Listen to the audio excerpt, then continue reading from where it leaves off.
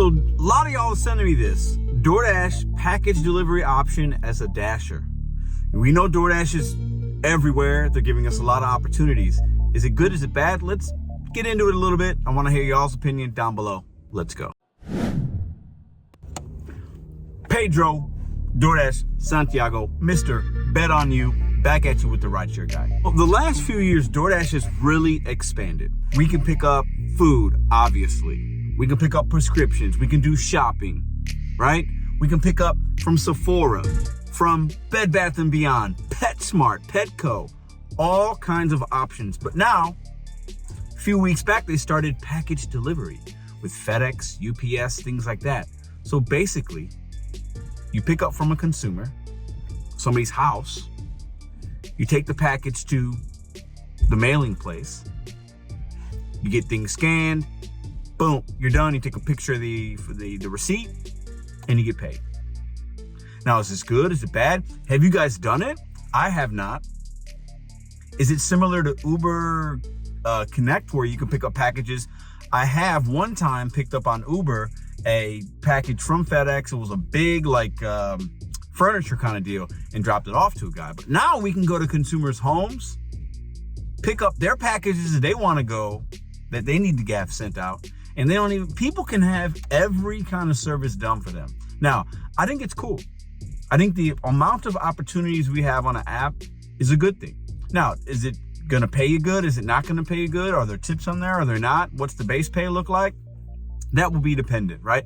But if it's worth your time and the miles aren't crazy, maybe it's a good thing. Now, I do see some cons to this though. Now, we're usually as drivers, we drop stuff off at people's homes and leave it at the door or hand it to them. Super easy. But how do we know what we're picking up?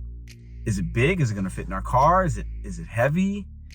Is it safe to pick it up? How do you feel about that? Meeting somebody, you're picking somebody up.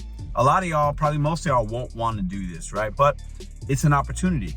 Listen, but another con, these places are busy nowadays. When was the last time you were at a postal office? Most of the time when I go, it takes a minute. It takes some time. Time is money. So think about it like there's certain places we don't like to go to pick up food because it takes time. You're probably gonna, in most cases, especially now, right, spend a lot of time in those lines and it's gonna be new. So the miles to money might not always be the thing because it might take you a lot more time to get these orders dropped off at these places. Now, DoorDash is telling us it's lightweight, but so probably not big packages, so that could be a pro. But also, so we're going to FedEx, UPS, US Postal Service drop-off location. It's fast and easy for Dashers. That's all relatively speaking, right? So you go to the customer's address, pick up the packages and bring it to the local location, go to the counter, drop off the packages. If the customer sends you a QR code, make sure that you show it to the store associate, take a photo of the receipt, send to the customer.